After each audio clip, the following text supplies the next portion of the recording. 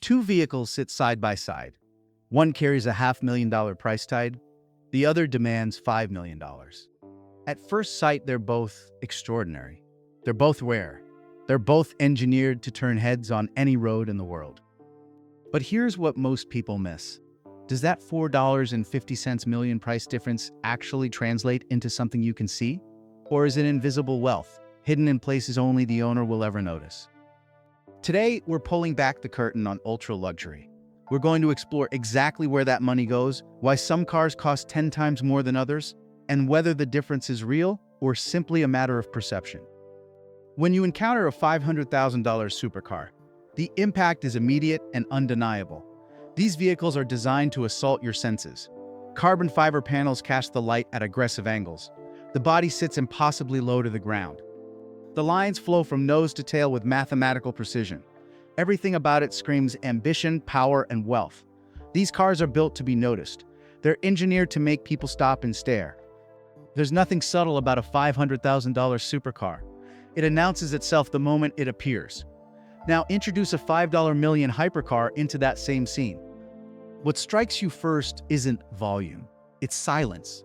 Not the silence of an engine, though, that comes later, but the silence of restraint. The design doesn't shout, it suggests. Every curve has a purpose that goes beyond aesthetics.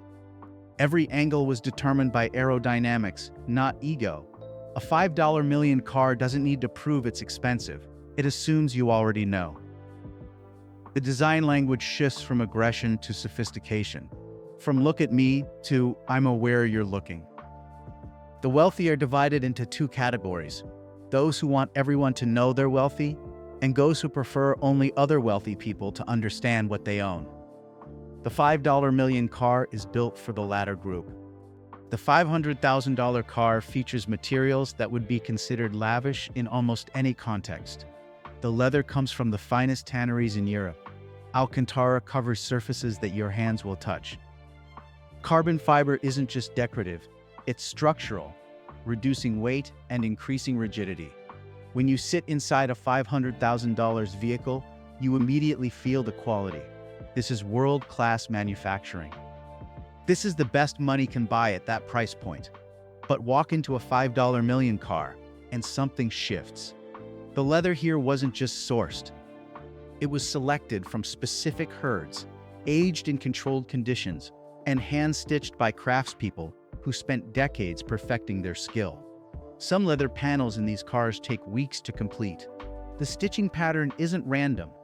It's designed by hand, unique to each vehicle. The paint isn't just applied. In some ultra-luxury vehicles, precious metals are literally mixed into the paint formula. Gold, platinum, or other elements create a depth and luminosity that standard paint simply cannot achieve. The paint job alone can cost more than most cars. Inside, components aren't stamped from molds. They're milled from single blocks of aluminum or machined from billet material. A single interior panel might take 20 hours of machining time. The dashboard isn't assembled. It's constructed with tolerances measured in fractions of millimeters. And here's the part that separates obsession from luxury. These refinements extend to surfaces you will never see. The underside of the car is finished as meticulously as the top. Components hidden behind panels are perfected even though no owner will ever examine them. This isn't manufacturing. This is artisanal craftsmanship at a scale most people can't comprehend. Performance numbers for a $500,000 supercar are genuinely astounding. 0 to 60 in under 3 seconds. Top speeds that approach 200 miles per hour. Enough raw horsepower to create genuine fear in an inexperienced driver. These are machines that rank among the fastest production vehicles ever created. They're fast in the way that statistics understand fast. A $5 million hypercar approaches performance differently. Yes, the acceleration numbers are marginally better. Yes, the top speed might be slightly higher. But that's not the point. The point is that every single component is overbuilt. Not for reliability, these cars will likely never see extreme use. Not for safety, though safety improves as a byproduct. They're overbuilt for perfection. The engine in a $5 million car isn't just tuned, it's hand-assembled by technicians with decades of experience. Every component is checked, rechecked, and tested. The tolerances in the combustion chamber are measured in microns. The fuel injectors are calibrated to atomize fuel with absolute precision. The suspension doesn't just absorb bumps, it's engineered to anticipate them. Adaptive systems measure the road hundreds of times per second, adjusting dampers in real time. The result is a driving experience that feels less like operating a machine and more like an extension of thought. This isn't about pushing the limits of what's possible on a racetrack. It's about exploring the realm of what's theoretically perfect under any condition.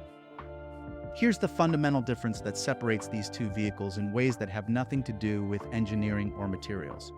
A $500,000 car has a barrier to entry: money. If you have $500,000 and want to buy a supercar, you can do it. The dealership will take your money, you'll drive away with a vehicle that cost $500,000. A $5 million car doesn't operate on that principle. Money is necessary, but it's not sufficient. Owning one of these vehicles requires approval. It requires an invitation. Some owners are chosen by the manufacturer, not because they're the richest, but because they represent the brand correctly. Manufacturers want to know who will own these cars. They care about the owner's reputation, their appreciation for the vehicle, and whether they'll actually use it or hide it. Some of the world's most expensive cars have waiting lists not because they're sold out, but because the company is carefully selecting who deserves to own one. This creates a tier of exclusivity that transcends wealth. You can be a billionaire and still be rejected. You can be moderately wealthy and be selected if you possess the right combination of passion, respect for the brand, and cultural status. Ownership becomes a form of validation that money alone cannot provide. When you drive a $500,000 supercar, you're aware of every mechanical system. The engine's feedback is communicated through the steering wheel. The transmission shifts are dramatic and noticeable. You're constantly aware that you're driving an incredible machine. Sitting inside a $5 million car is an entirely different experience. The silence is the first thing you notice. Not because the car is quiet, though it is, but because nothing interrupts your thoughts. The engine runs with such smoothness that you forget it's there. The transmission shifts happen without drama, without jerking, without any sensation of mechanical intervention. The doors close with a weight that suggests they were engineered as complete acoustic seals. The sound is singular, a deep, confident closure that conveys precision and mass.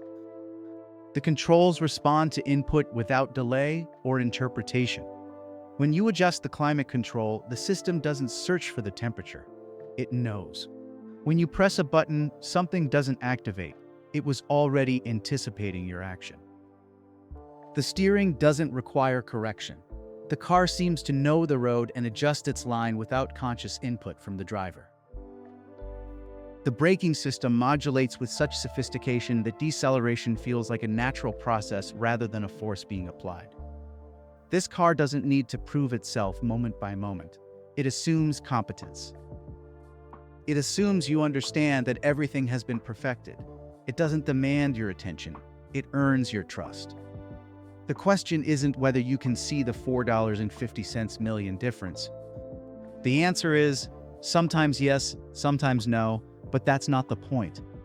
A $500,000 car is about performance. It's about speed, about capability, about pushing mechanical boundaries. A $5 million car is about transcendence. It's about removing the boundary between driver and machine. It's about perfection so complete that it becomes invisible. Ultra luxury isn't louder, it's quieter. It doesn't demand your attention. It commands your respect through the weight of detail, the precision of engineering, and the restraint of design. When you understand these distinctions, you can't unsee them.